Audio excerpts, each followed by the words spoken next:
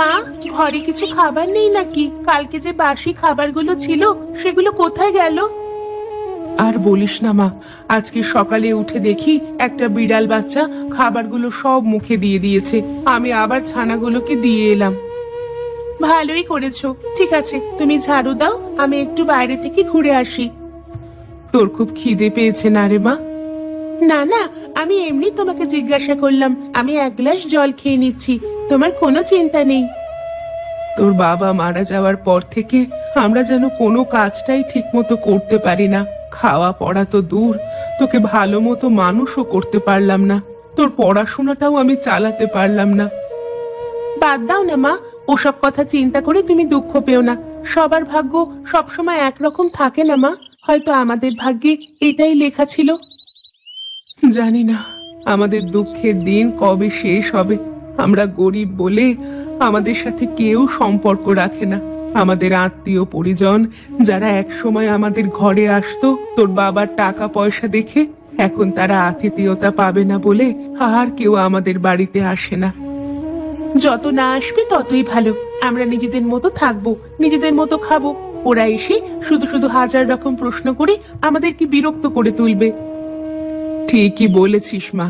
শোন না, তুই একবার বাজারের দিকে গিয়ে দেখ না, যদি কিছু ধারের জিনিস পাস। ঠিক আছে মা, আমি গিয়ে দেখছি কিছু পাই কিনা। তুমি দুটো ভাত ফুটিয়ে রেখো, আমি এসে না হয় আলু সিদ্ধ দিয়ে খাবো।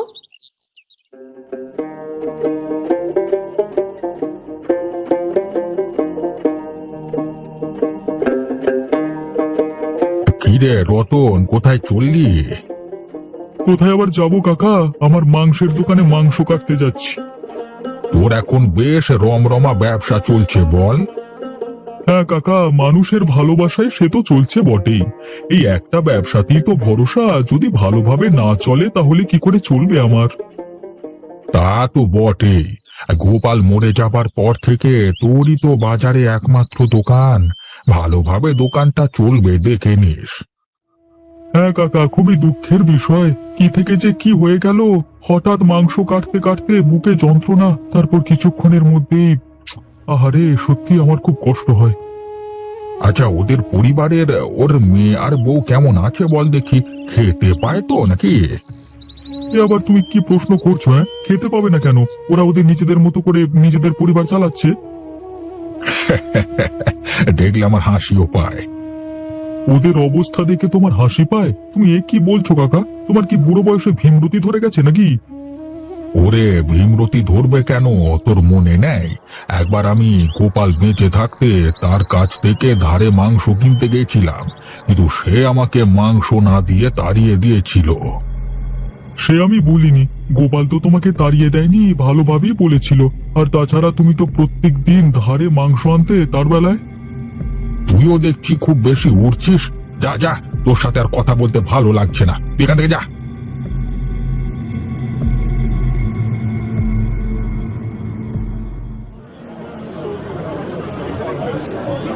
এই নিয়ে যান, একদম শীতের দিনের তাজা সবজি নিয়ে যান। খুব স্বল্প মূল্যে আমার কাছ থেকে নিয়ে যান তাজা তাজা সবজি। এই সবজিতে কোনো ভেজাল নেই। কি ব্যাপার শ্রিয়া, সকালবেলায় তোর এই দুঃখী দুঃখী মুখটা আমাকে দেখাতে নিয়ে চলে এলি কেন? কাজ পাসনি নাকি? কাকা, তোমার কাছে একটা অনুরোধ ছিল, আমার অনুরোধটা রাখবে? পয়সা ছাড়া আমি তোকে কোনো সবজি দিতে পারবো না, তুই যাই বলিস না কেন। কাকা, তুমি তো আমাদের অবস্থাটা বোঝো। অন্তত কিছু সবজি যদি দিতে পারতে, আমরা টাকাটা আস্তে আস্তে মিটিয়ে দেব। আমরা তো আর প্রতিদিন তোমার কাছ থেকে সবজি নিচ্ছি না। ওটাই তো হচ্ছে ভয়। তোদের মা মেয়ের যা অবস্থা, তোরা কোন দিন এখান থেকে ফুরুত করে পালিয়ে যাবি, তখন আমি কি করব? বসে বসে পয়সা তো পাবো না। তুমি এরকম ভাবছো কেন কাকা? আমরা এখান থেকে কোথায় যাব? আমাদের কোথায় আর যাবার জায়গা আছে বলো তো কাকা? শ্রেয়া, সকালবেলায় নেকা নেকা কথা শোনাস না। আমি তোকে সবজি দিতে পারবো না, তুই যেন কিছু মনে করিস না। একটু দয়া করো কাকা। আরে সরিয়া সরিয়া, আমার খরিদ্দার আসছি, এখানে সরিয়া দেখি।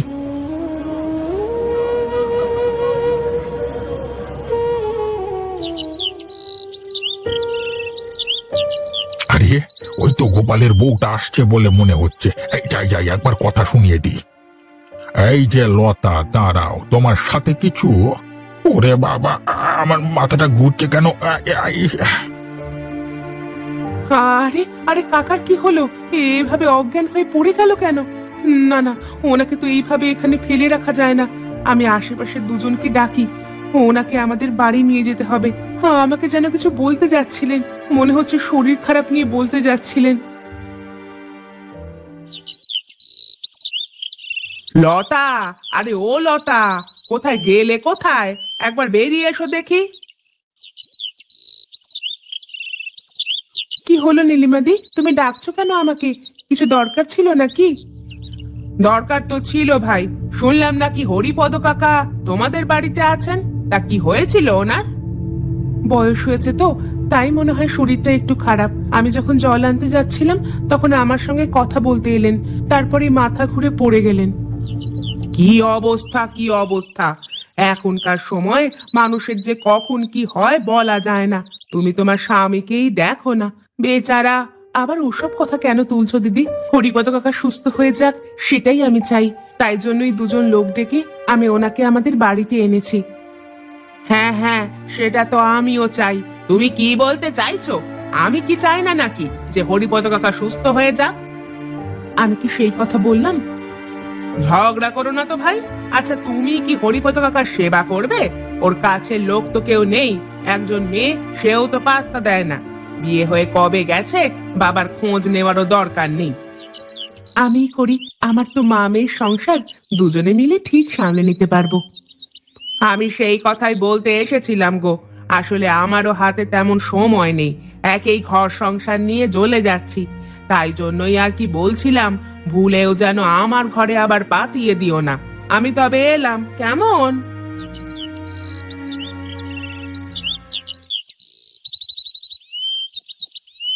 ও কি বলতে এসেছিল গো মা? কি আর বলবে, ভেবেছিল হরিপদ কাকাকে বোধহয় ওর ঘরে পাঠাবো। যাতে না পাঠাই সেই ব্যবস্থাই করতে এসেছিল। ওইসব মানুষদের মানসিকতাটাই ওরকম। বাদ দাও তো, চলো ঘরে চলো।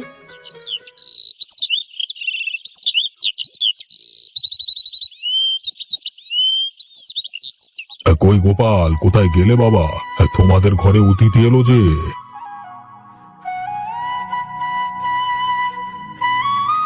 আরে, আপনাকে তো ঠিক চিনতে পারলাম না।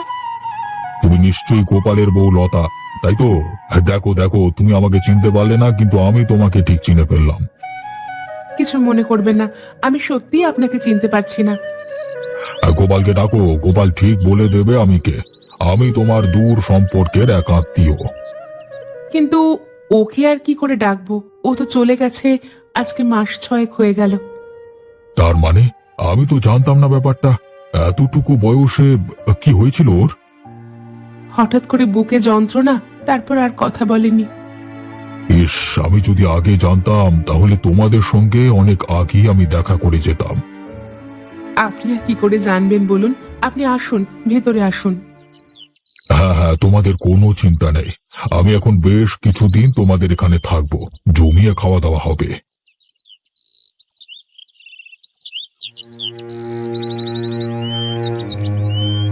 এই নিকে, ইনি অসুস্থ মনে হচ্ছে।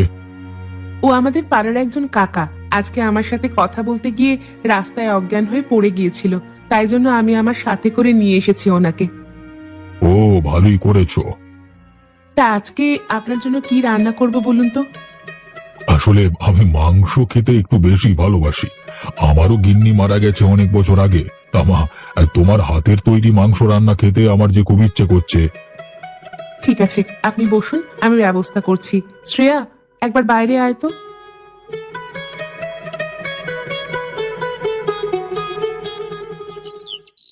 মা, তুমি তো ওকে বলে দিলে মাংস রান্নার কথা, কিন্তু মাংস কিনবার মতো আমাদের কাছে টাকা কোথায়? এখন এসব কথা বলিস না, উনি শুনতে পেলে অসুবিধা আছে। উনি আমাদের অতিথি। তুই এক কাজ কর, তুই বরং একবার বাজারে গিয়ে রতন কাকাকে বলে কিছু ধারে মাংস কিনে আন। কিন্তু ধারে কি মাংস দেবে? নগেন কাকা সকালে যেমন করলো তেমন করবে না তো আবার? তো রতন কাকা অমন নয় রে, তুই একবার ঝট করে গিয়ে মাংস নিয়ে চলে আয়।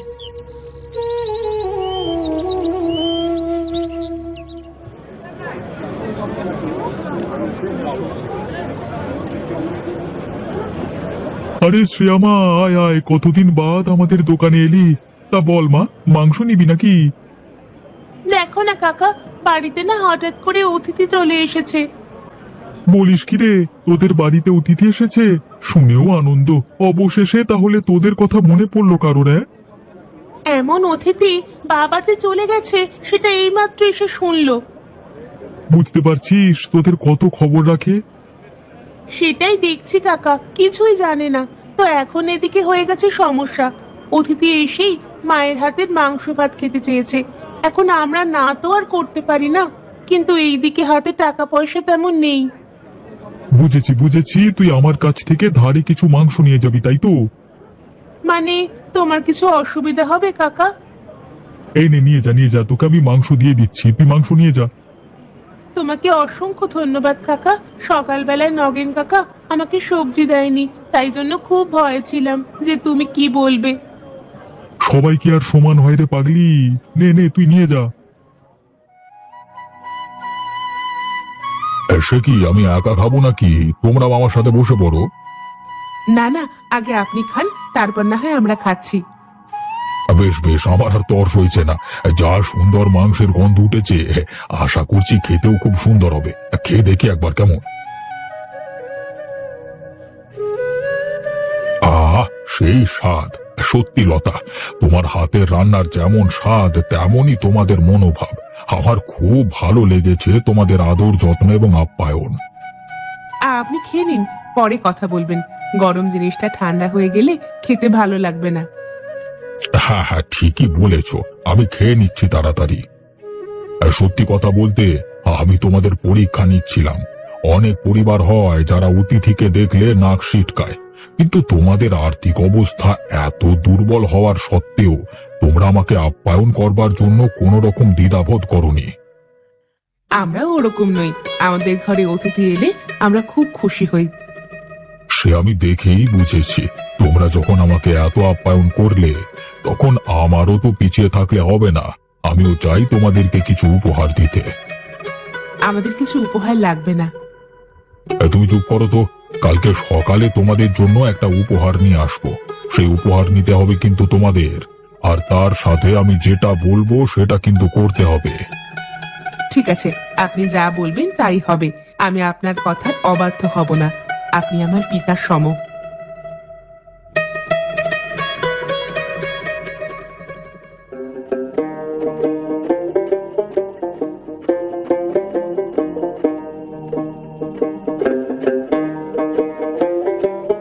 এই নাও পয়সা, এবার তুমি এখান থেকে এসো।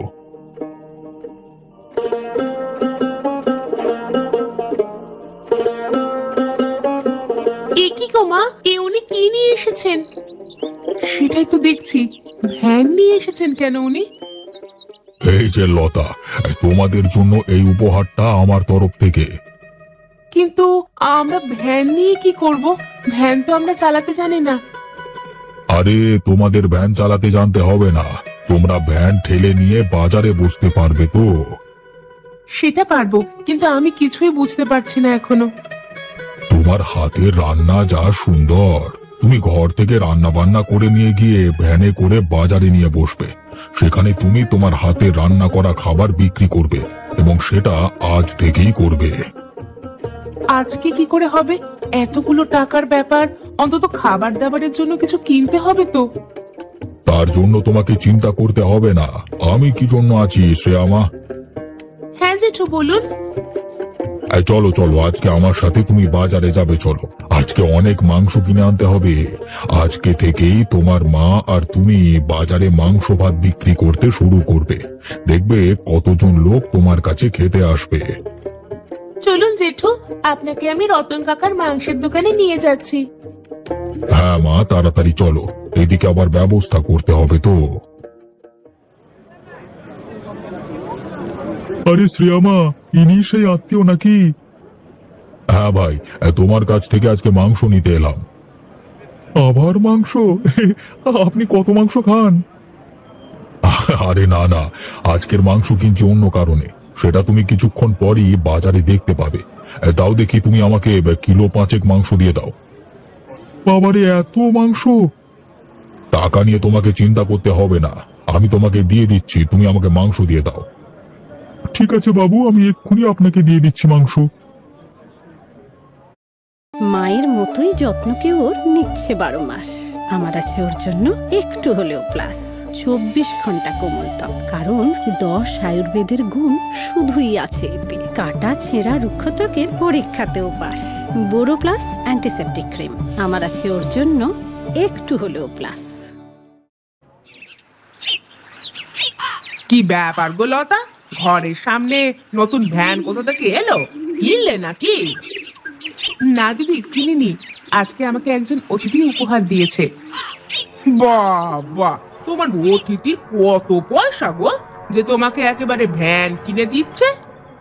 হ্যাঁ দিদি, আছে নিশ্চয়ই কিছু, না হলে তো সম্ভব নয় এত দামি ভ্যান কেনা। তা তুমি এই ভ্যান নিয়ে কি করবে?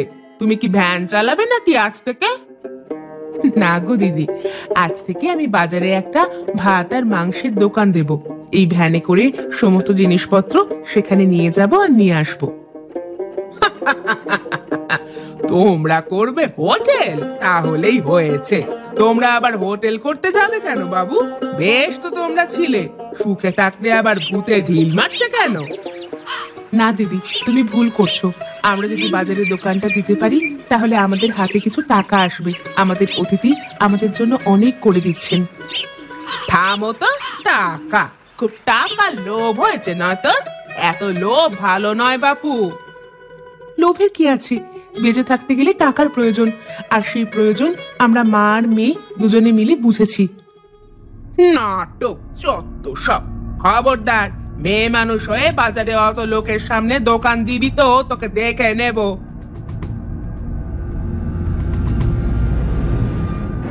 বেশ করবে, দেবে, তাতে তোমার কি? গ্রামটা কি তোমার একার নাকি? আরে কাকা, তুমি সুস্থ হয়ে গেছো?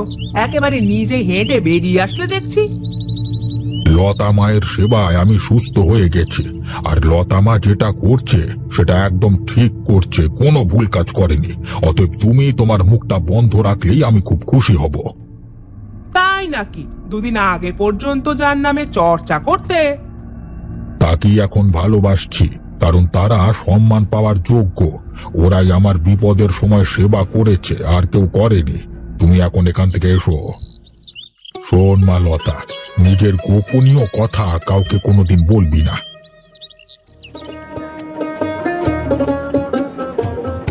আসুন আসুন, খেয়ে যান খেয়ে যান। একদম গরম গরম ভাত আর মাংস খেয়ে দে পেট ভরিয়ে নিজের কাজ করুন। মাত্র 35 টাকা প্লেট। ওরে সাবাস, একদম দারুণ চমক দিয়ে দিয়েছো গো। আমাদের বাজারে এই জিনিসটার খুব অভাব ছিল, তোমরা সেই অভাব একদম পূরণ করে দিয়েছো। তাই ভ্যানটা কবে কিনলে তোমরা? এই ভ্যানটা আমার নতুন জেঠু আমাদেরকে কিনে দিয়েছে। তাই নাকি? তাহলে তোমার নতুন জেঠু খুব ভালো বলতে হবে, তোমার জন্য কত চিন্তা করে।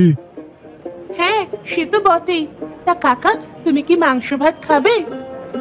এখন খাবো না, আমার ওদিকে কাজ আছে, দোকানে দুজন কাস্টমার দাঁড়িয়ে আছে, তাদেরকে আমি মাংস দিয়ে আসি, তারপর না হয় খাচ্ছি, কেমন?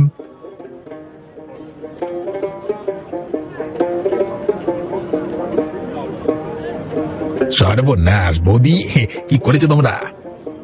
ভুল করে ফেললাম নাকি নগেন ভাই? আরে ওসব কথা বলো না। কই আমাকে দাও দেখি, আমি 1 প্লেট ভাত মাংস খেয়ে তারপর না হয় বাড়ি যাবো। হ্যাঁ দাদা, তুমি একটু দাঁড়াও, আমি তোমাকে ভাত আর মাংস দিচ্ছি। শ্রেয়া, তোকে সেদিন বিনামূল্যে সবজি দিলাম না বললে তুই রেগে আছিস নাকি? না না, রাগে কি আছে? তুমি যদি আমার কাছ থেকে বিনামূল্যে মাংস ভাত খেতে চাও তাহলে কি আমি দিতাম? ব্যবসার দিকটা সবাইকেই দেখতে হবে। এই তো তুই বুঝেছিস, এতেই অনেকে আবার বোঝে না, জানিস তো।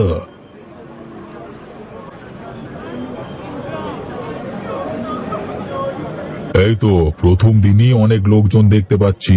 এইভাবেই তোমাদের দোকানটাকে এগিয়ে নিয়ে যেতে হবে, থেমে গেলে চলবে না। আপনাকে যে কি বলে ধন্যবাদ দেব। ধন্যবাদ দেওয়ার প্রয়োজন নেই, এবার তো আমাকে যেতে হবে। কোথায় যাবেন আপনি?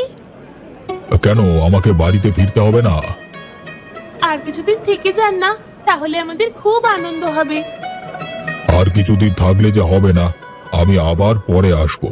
তোমরা বরং এখানে বিক্রি করো। হ্যাঁ, আবার একদিন লতার হাতে মাংস ভাত খেতে আসবো। আমি চললাম তাহলে, তোমরা ভালো থেকো।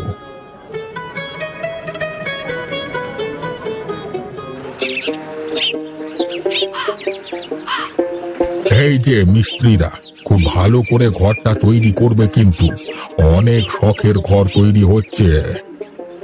বাবা, 2 মাসের মধ্যে একেবারে নতুন ঘর! কত পয়সা করেছো গো তোমরা? কাকিমা, দয়া করে তোমার এই টোন মেরে কথা বলা তুমি বন্ধ করবে? ও বাবা, মেয়ের আবার কথা ফুটেছে দেখছি। কথা তো বলতেই হবে, এখনকার যুগ তো আর কথা হজম করবার জন্য নয়। কেউ কেউ আবার লোকের উন্নতি দেখলে সহ্য করতে পারে না। তুই কি আমাকে এই কথাটা বলতে চাইলি? তাছাড়া আর কাকে বলবে? আমার মতো লোক যেখানে এদের সাথে মিশে একদম পরিবর্তন হয়ে গেলাম, সেখানে তুমি এখনো পরিবর্তন হতে পারলে না? আমাকে পরিবর্তন হতে হবে কেন? আমার কি দায় পড়েছে? তাহলে এদেরও কি দায় পড়েছে তোমাকে বলতে যাবার যে কত টাকা তোমার করেছে? এটা একদম দেখছি কথা বলা যাবে না। তাহলে তোমাদের প্রচুর অহংকার বেড়ে গেছে, তাই না? হ্যাঁ, হয়ে গেছে। একদম এখান থেকে যাবি বলে দিলাম, ফালতু কোথাকার। এতদিন ওরা খেতে পারছিল না, তখন কোনোদিন খবর নেয় না, আর এখন এসেছে নাটক করতে। দাঁড়াও, রতনকে আমি বলছি। এই না না, ওসব বলবার কোনো প্রয়োজন নেই। আমি দেখতে এলাম তোমাদের বাড়ি হচ্ছে। আমাদের কপালে কবে হবে কে জানে। হবে হবে, আমাদের যখন হচ্ছে তোমাদেরও হবে। কোনো চিন্তা করো না তোমরা, দেখবি ঠিক সময় ঠিক জিনিসটা হবে। আর যদি লোকের ওপর হিংসা করো, তাহলে যে জিনিসটা তোমার আছে সেটাও আর থাকবে বলে আমার মনে হয় না। অতএব হিংসা করা বন্ধ করো।